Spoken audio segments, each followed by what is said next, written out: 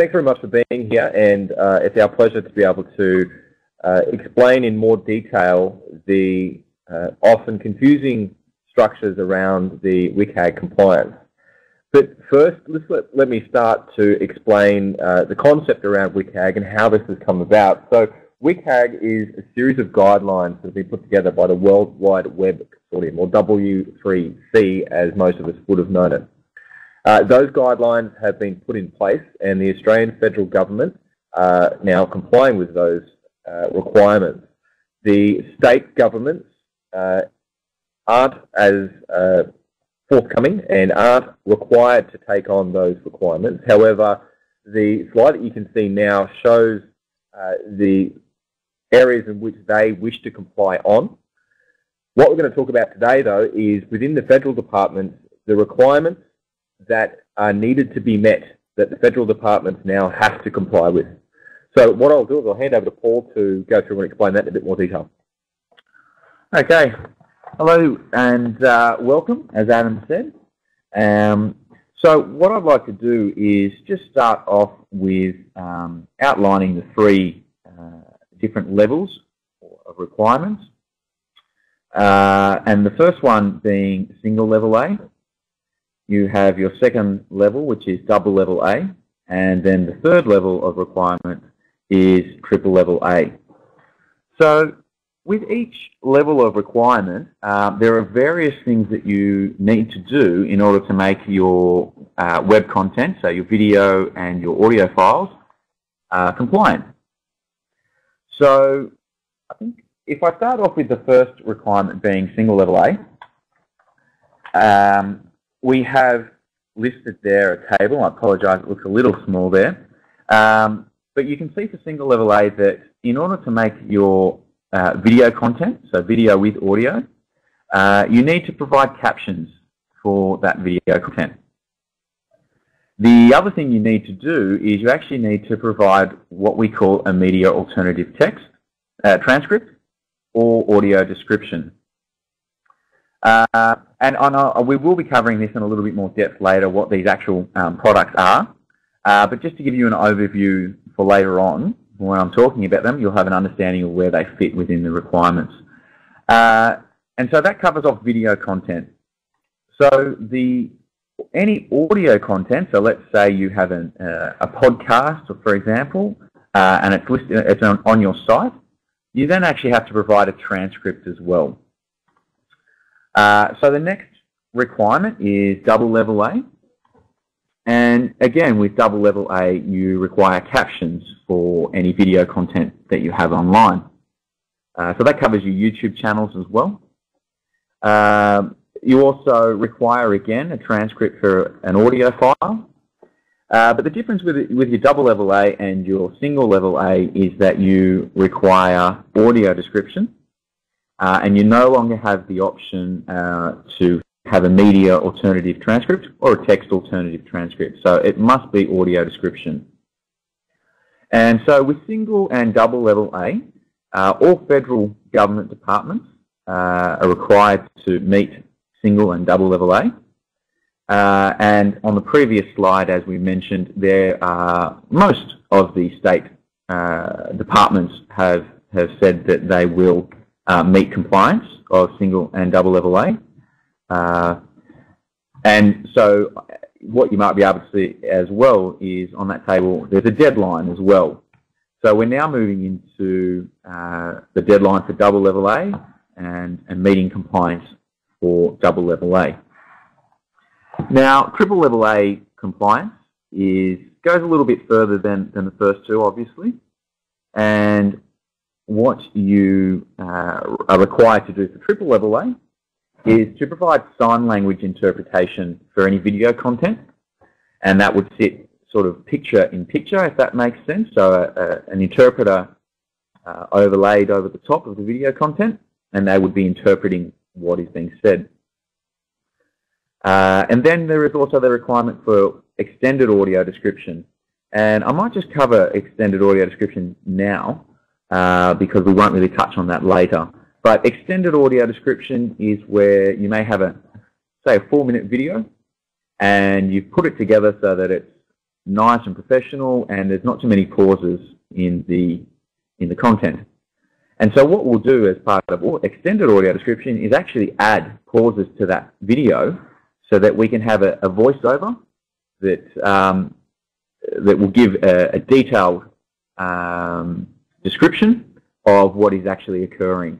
And this benefits someone with a vision impairment so that they can hear a description of what a person with good vision is able to see.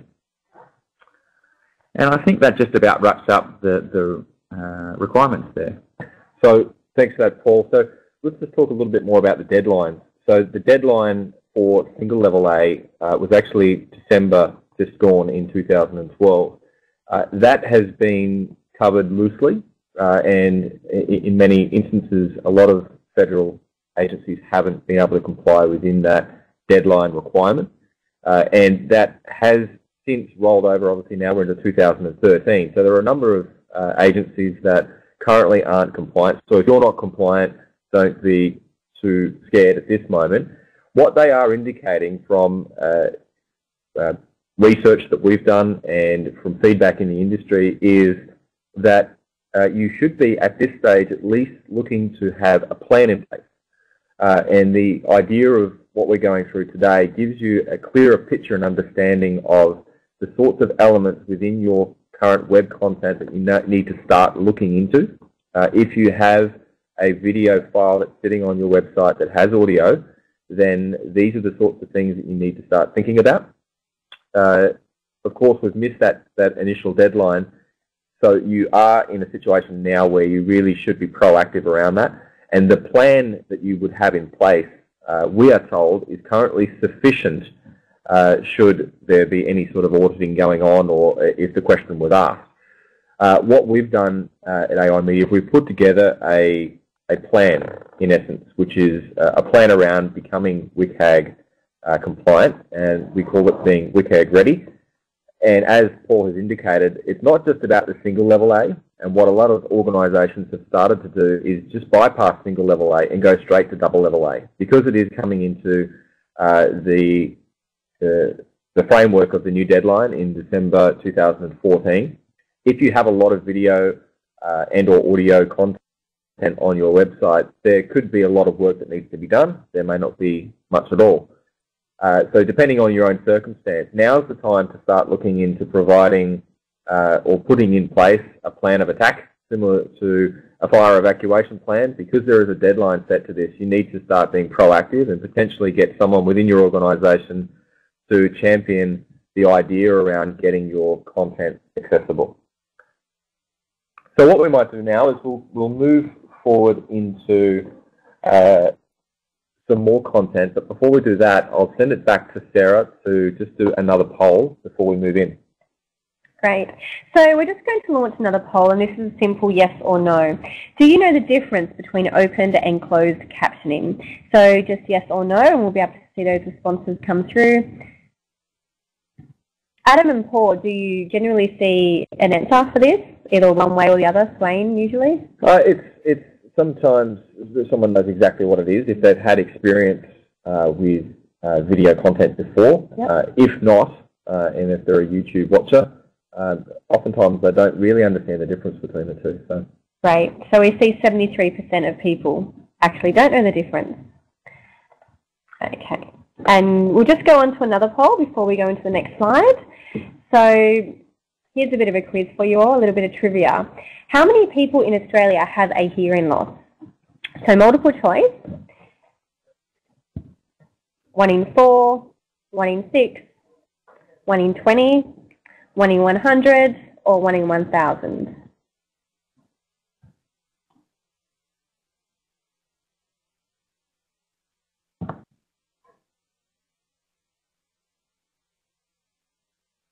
I think that wraps it up, guys. Okay, great. Thanks for that, Sarah. So some interesting answers coming through there. So the poll indicated that nearly half of you were thinking that 1 in 20 people in Australia had a hearing loss. So we're going to come back to that. So keep those figures in mind. So what we want to move on to now is giving everyone on the call today a better understanding around web accessibility products. So we've just gone through WCAG and explained that it's the W3C guidelines that have been put forward, that the government agencies need to start taking action, putting a plan in place. And now we want to break down some of those elements inside those levels. We've seen some questions come through around people wanting to understand a little bit more around what audio description is, what a media alternative is, and of course we just polled on open and closed captions. So Paul, do you want to just break down the difference between the open and closed captions? Yeah, so a very simple way of looking at open and closed captions is to say that an open caption is where you will see the captions, or sometimes referred to as subtitles. So those captions will be permanently visible on the screen. So you open up your video and they're there.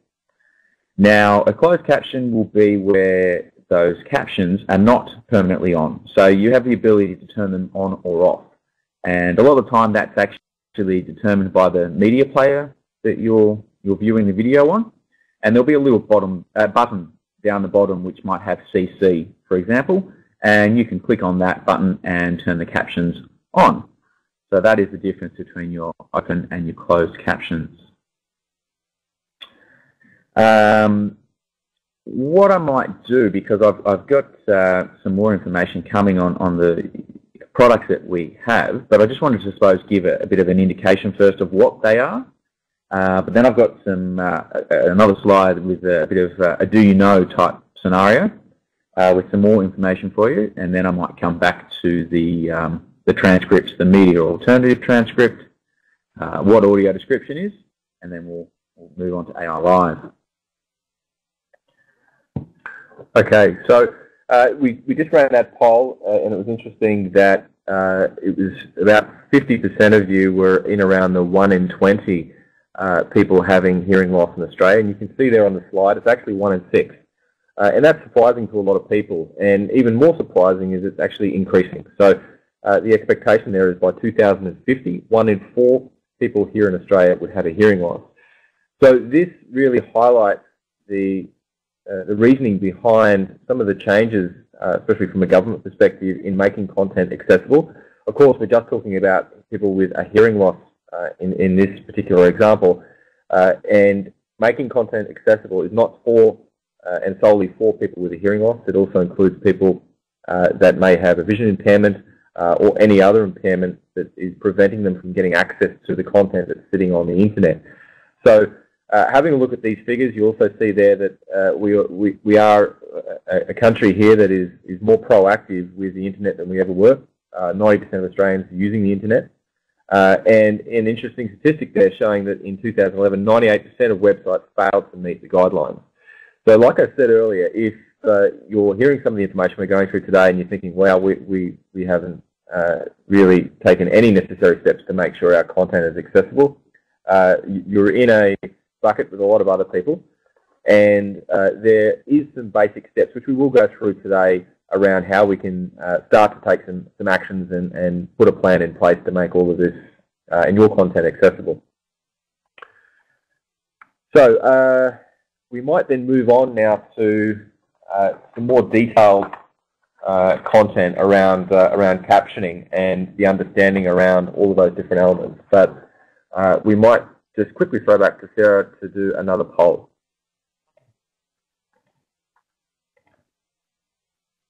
Yeah, we've done all the polls for now. So we do have a quick question just relating back to this slide that's actually here from Rowan. So saying that he occasionally wears glasses and occasionally uses a hearing aid. So is he the 1 in 6 as well? Is that what it's based on, or is it just purely hearing impaired? Yeah, so I think you'll find, Roland, that with those figures there, hearing loss is defined as having a loss of hearing, so your hearing is not perfect. So yes, if you're someone who occasionally has to use a hearing aid, then yes, you would be included in that 1 in 6. I guess an extension on that as well, Paul, is the statistics that we see here is people that have made a submission that they do have a hearing loss. There are a lot of Australians out there at the moment that do have a hearing loss and fail to notify the relevant parties around that. So, for example, they might be in a work environment, going out and seeing clients. They could be sitting in a boardroom or within their organisation doing internal meetings and have a hearing loss and are having trouble to hear the content that's being spoken, and simultaneously having issues with hearing content that they might have to access at work through their own internal training of videos that are on their websites and so on and so forth. So the statistics only really indicate those that are willing to put their hand up and say, I have a hearing loss. So the numbers could actually be a lot greater. Very true. Okay, so what I might do is actually just move on to going through a little bit more detail on the specific products. So I touched on earlier about closed captioning and open captioning, but I think this slide is probably going to do more justice than me trying to explain it, and very simply you can see the image there that has the text down the bottom, and that text is displayed because that is what is being spoken. So someone with a hearing impairment will be able to follow along because they can read it down the bottom there. But as we looked there, who benefits from captions? Who is it for? And the first point there, that it's access for everyone. So just because you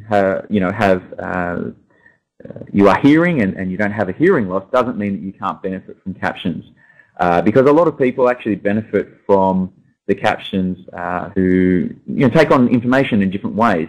Some people prefer to read information as opposed to listen to it. As I've said, point B there, that deaf and hearing impaired people obviously benefit from captions. But then you also find that people where English is their second language will benefit from it because they are able to read it, process it, perhaps look up any terms that they may be unsure of, and then can continue on and get a more comprehensive understanding of the content. You also find that in a noisy environment, for example, where you can't hear what the video's saying, well, that you can turn on the captions and then again you'll be able to read what's happening. I've also had the example, a real-life example, where a large corporation didn't have sound cards on their laptops, and so captions there enabled people to watch a video and understand what was happening because there was no audio present. Even though it was recorded, they couldn't hear it. And so the next slide here is just having a look at looking at what we do when we caption videos, because there are several different ways that you could caption a video, but what we're looking at here is best practice, really. So you want to make sure that your captions are grammatically correct so that they read properly and they make sense. And you also want it to have a nice flow. You want to be able to read it easily.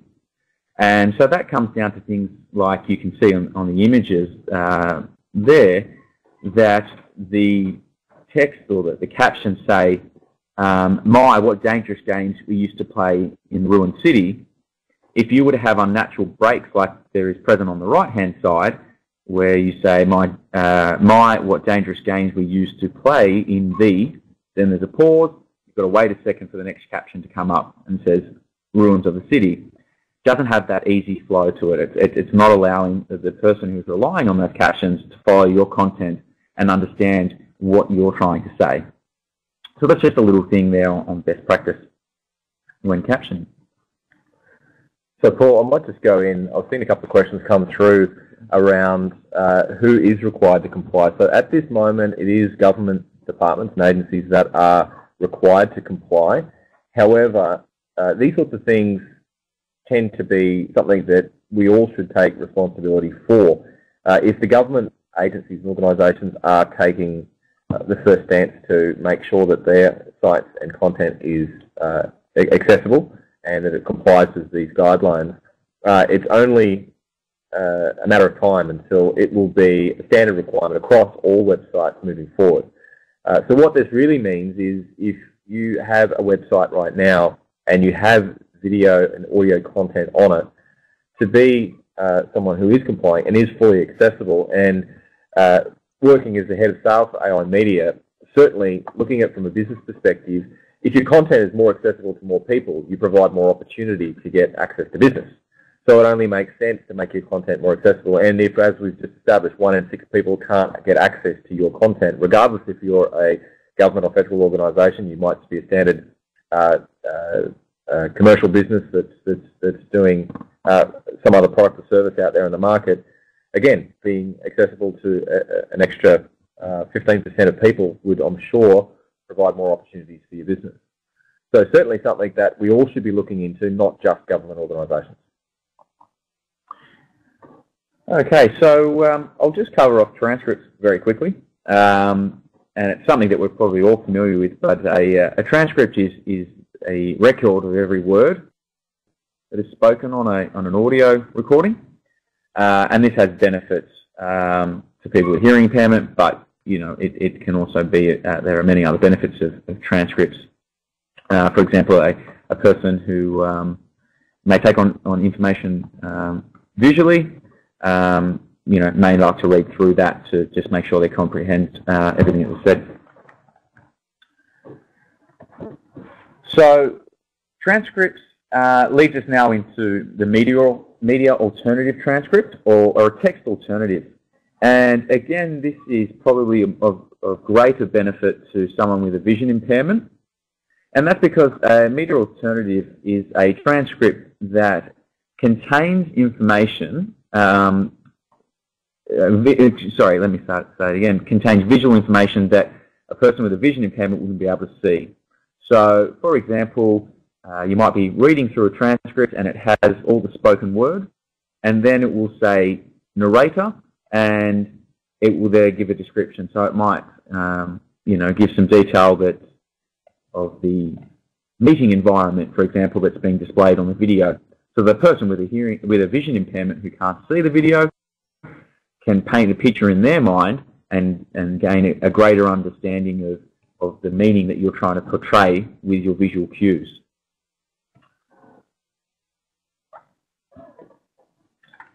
And so that also ties in quite nicely with audio description.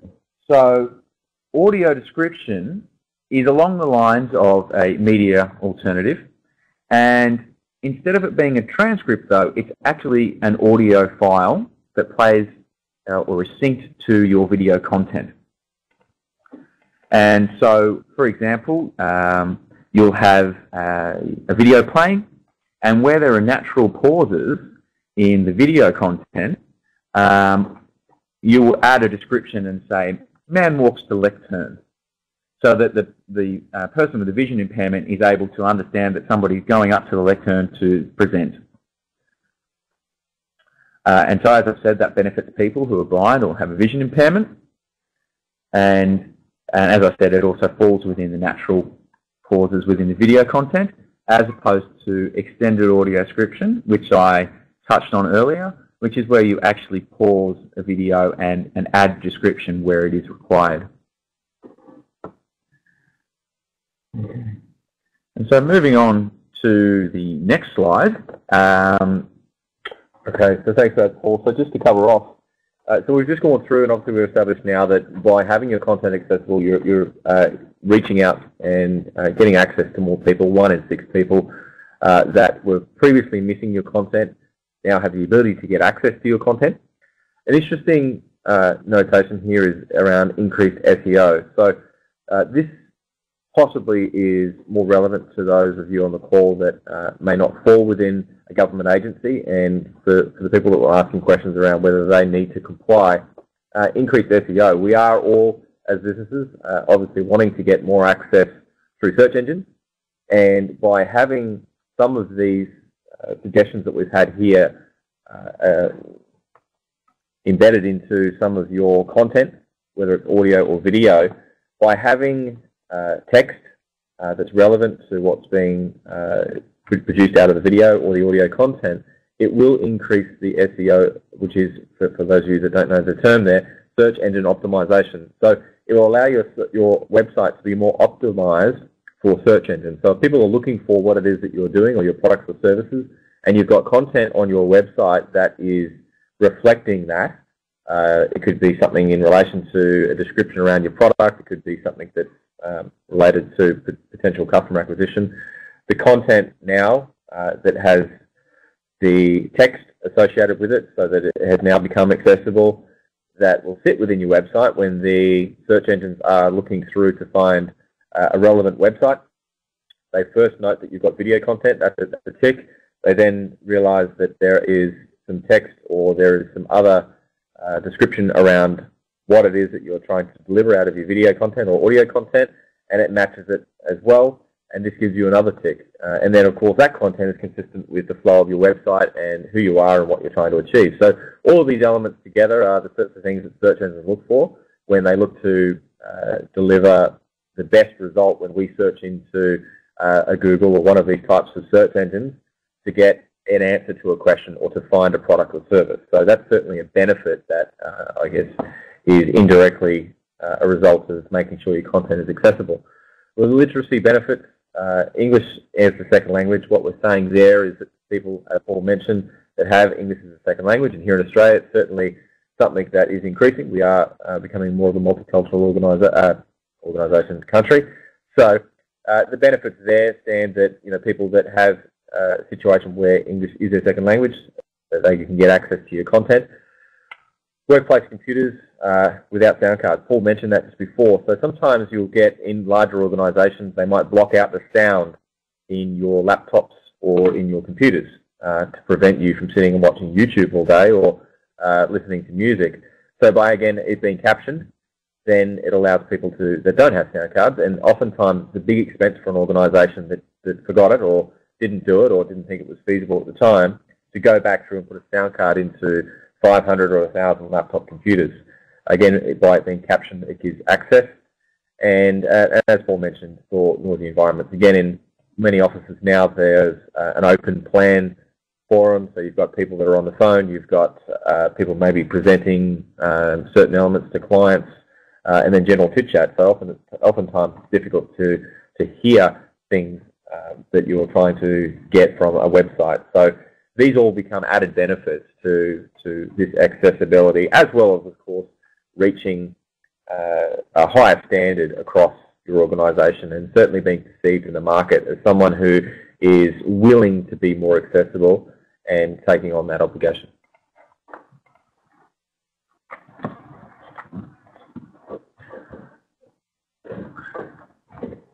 Okay, and sorry, there's just a few more interesting facts there as well. The captions and transcripts, for example, can be helpful when you're actually learning a new language or a second language, because you have the information there where you can compare your native tongue to the foreign language and use that transcript to assist you there. And touching on people with cognitive disabilities, which I mentioned before, which is where somebody prefers to read something as opposed to listening to it, and they take on that information a lot better. And with the transcript, they can highlight things, they can add notes, and make sure that they really do understand what you're trying to say.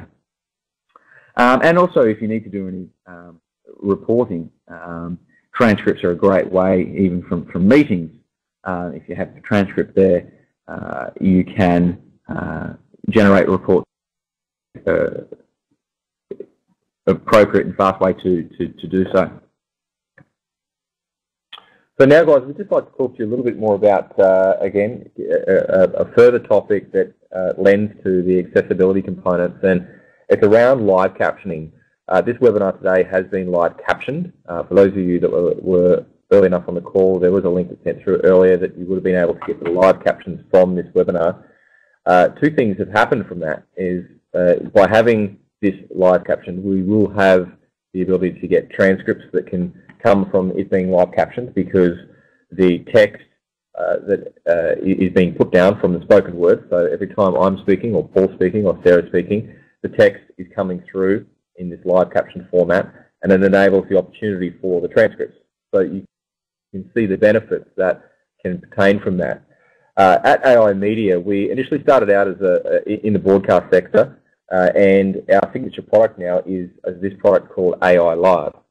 And AI Live is where you take the spoken word, so what I'm talking to now, and it delivers speech to text. How that's done is someone is listening to what we're talking about today. They are then re-speaking what we are saying into personalized voice recognition software and are making the necessary adjustments, if needed, to that text. That is then being streamed live back to what you would be viewing on your screen. And this can be streamed back to any web-enabled device. The reason it's being streamed to your screen at the moment is because we are on a webinar. You are connected to the internet. It can be streamed to an iPad or any other, as I said, web-enabled device, tablet, whatever it may be that is suitable. And part of the triple-level requirement within WCAG comes into this sector of live captioning. It also is useful for your live events. If you are doing live events, seminars, webinars, such as what we're going through today, this sort of service becomes the next level of accessibility. And it's something that we have been in the process of rolling out over the last 12 months, and is certainly making some headway right across into many different markets, because it's not just about getting better accessibility for those that have a hearing loss or that are deaf or that may have a vision impairment. It means more accessibility for all of us. I certainly know from my past experience in going to university, if I had the ability to have a full transcript of every lecture, and I could have the ability to be able to not even be in the class and have it streamed directly to an iPad or a web-enabled device, it would have been beneficial. I know also in meetings and in board meetings that if I've got access to content that is being streamed to my iPad, that again I can get some later revision through a transcript. It's going to be beneficial to me and beneficial to everyone that's in the room, as far as a minute to the meeting or some notes in around what's being spoken.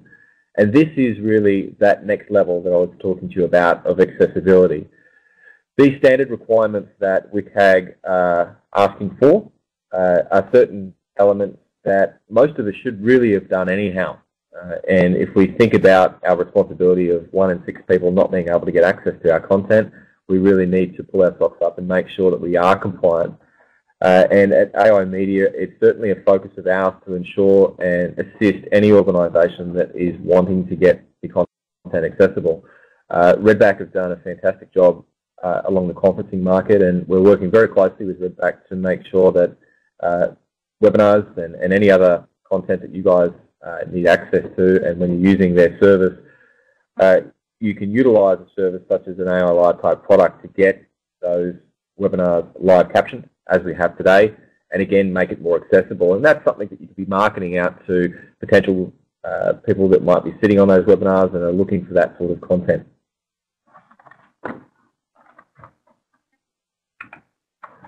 So we might, is there any other questions that have come through there, Sarah? Yeah, we actually have a few questions. Would you like to go to those now? Yeah, that'd be great. Great. So just moving back probably about 10 minutes ago, and this is just a note from Toby that maybe you guys can speak to. So just a note for everyone on the webinar that even if you're not a government department, you can be required to meet these guidelines if you're running a project that is government funded. Yeah, no, exactly. That's a good point, Toby. So if you are working with government or you're being partly funded by government, so you may have a grant or something, that content, yes, does need to be made accessible. So that's a really good point, as well as the point that Adam was touching on before about how you're not only meeting a requirement, but you're making it accessible so that anybody and everyone can actually access your content. So an extra 15% of people that you're currently missing out on, you can now reach those guys with your content. And also from Toby, so back into the subject of audio description. So does having the description included in the transcript, which can be read aloud, count as audio description?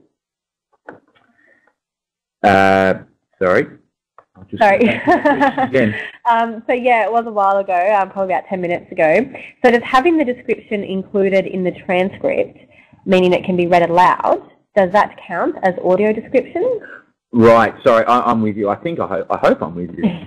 So if we provide a media alternative transcript, and so the description is included in the transcript, that doesn't actually count as audio description. So audio description, the difference between a media alternative transcript and audio description is that a media alternative transcript is a written document that sits alongside a video, for example. So you might have a little hyperlink below your video which says media text alternative. You click on that and up pops a PDF so that somebody can either read it or have it be read through a screen reader.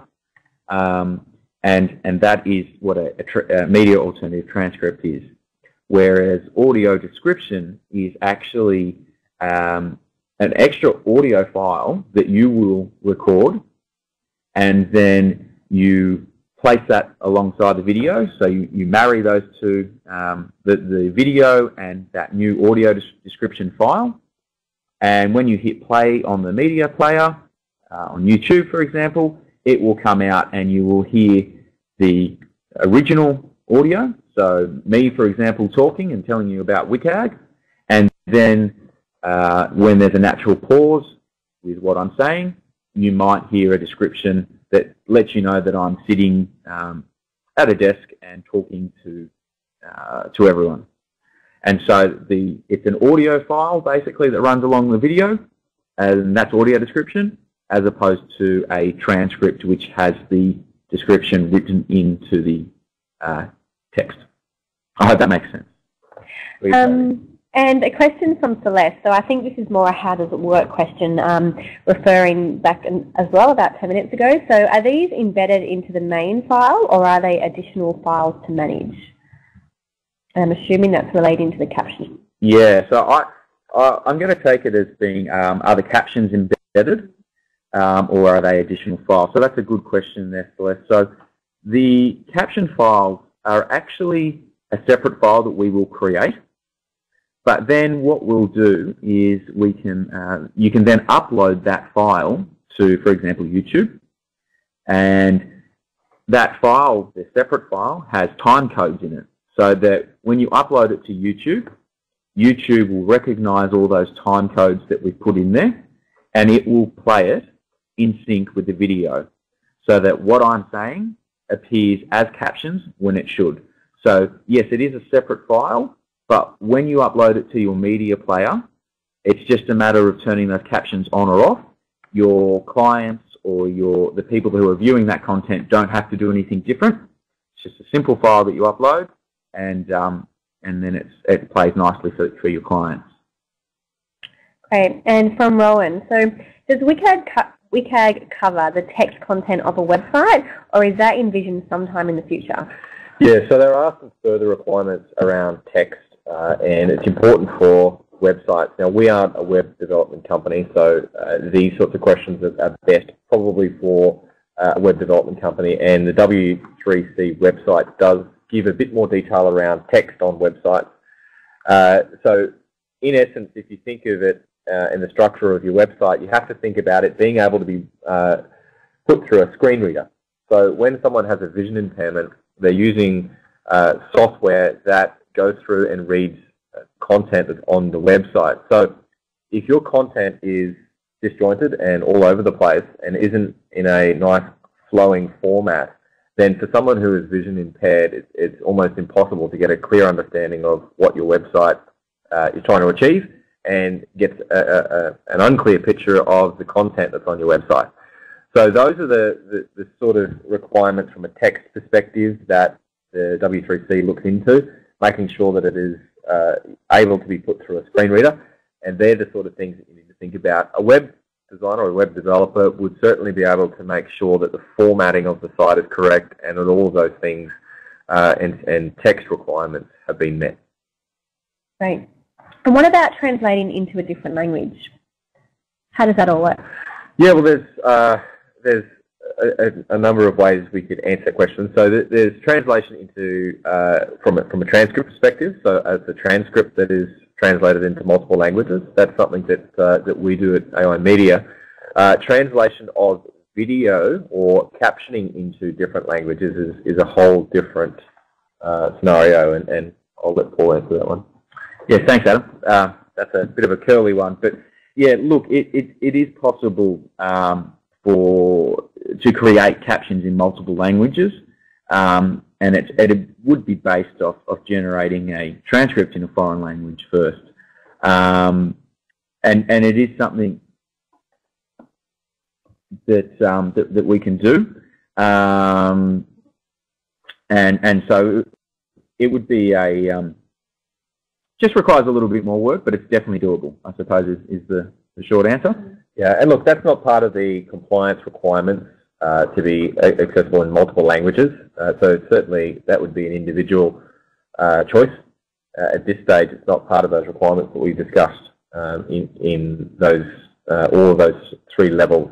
And look, the double and the triple level A's, I guess, can also be subject to change depending on what happens moving forward in the future. Those guidelines and deadlines haven't been met yet, so there may be some alterations to that moving forward, but it's important to make sure those standard requirements are there. Right. And just a comment from Jay, so saying that this all sounds so easy, but in practice they're not sure that it is.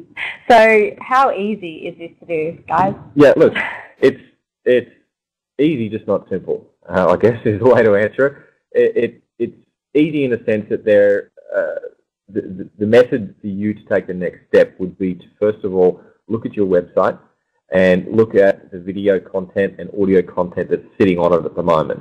If you don't have it captioned, and if there is no other adjustment to it other than you've just uploaded it, then that raises a flag.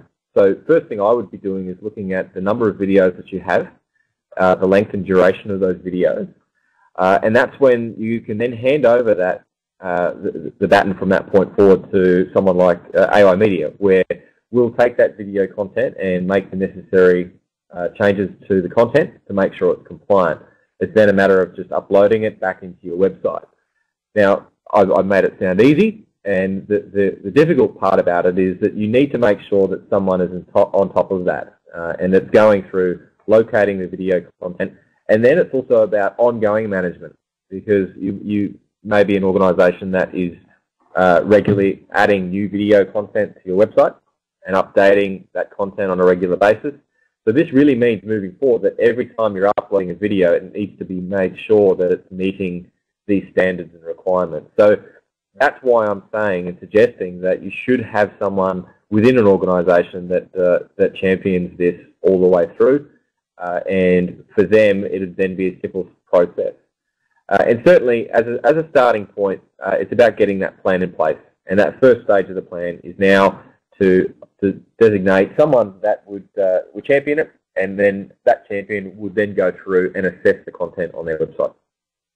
Great. And Karen's also made a point that AGMO, which is the Australian Government Information Management Office, they can tell you a little bit more about WCAG compliance, can't they? Yeah, absolutely. Yeah, AGMO is someone that we have a working association with, and DWIRE also an organisation that is a useful source of information.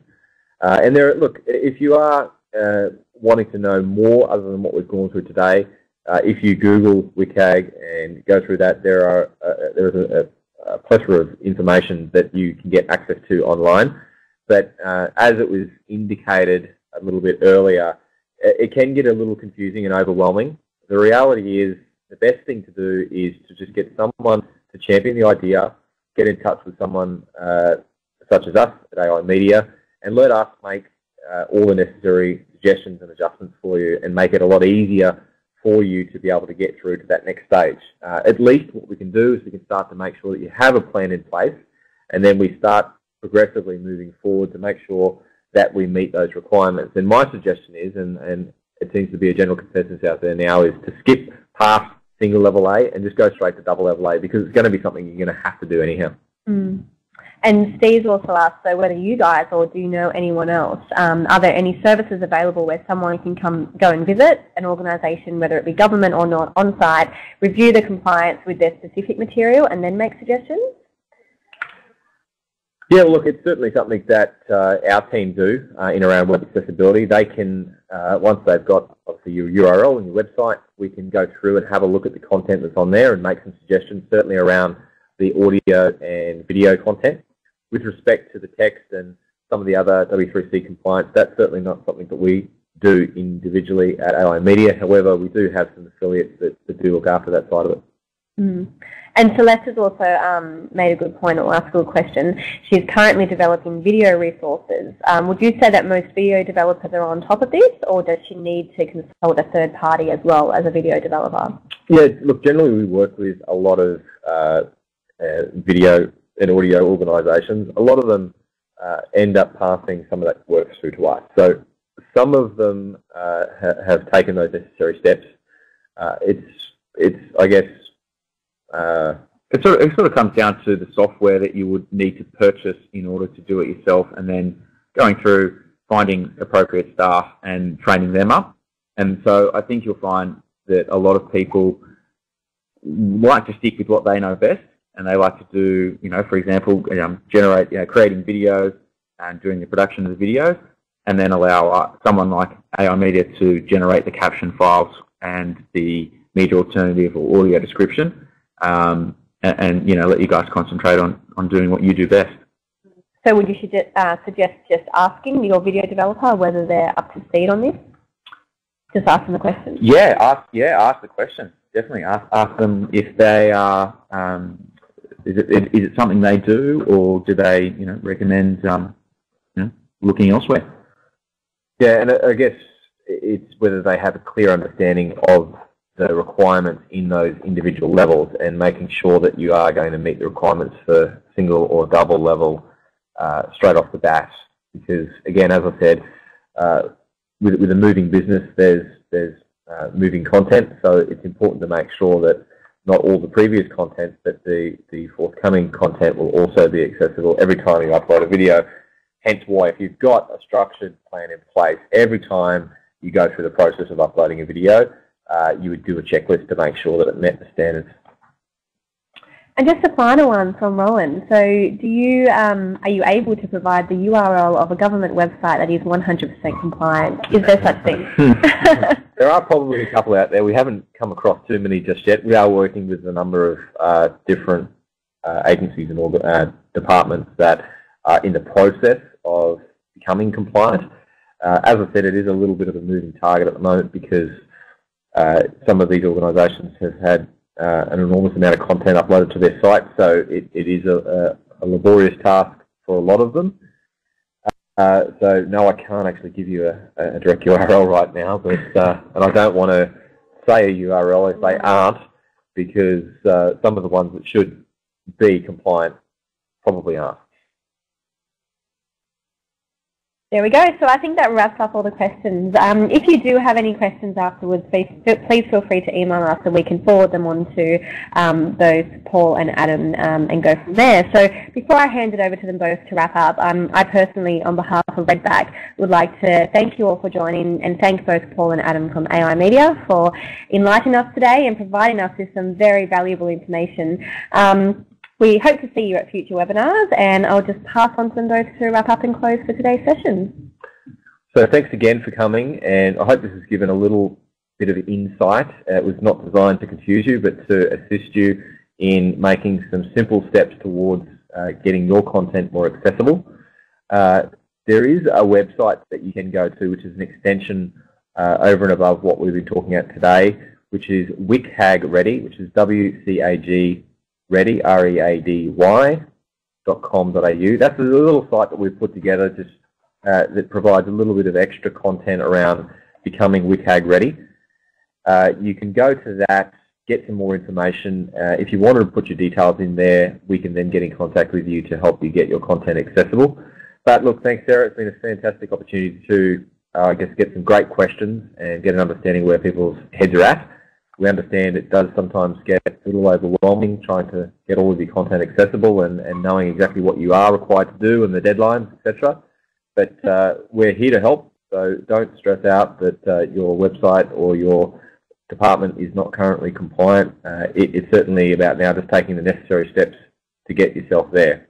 So thanks again to Redback Conferencing, and we hope to do some future webinars that will provide more content around accessibility in the coming months.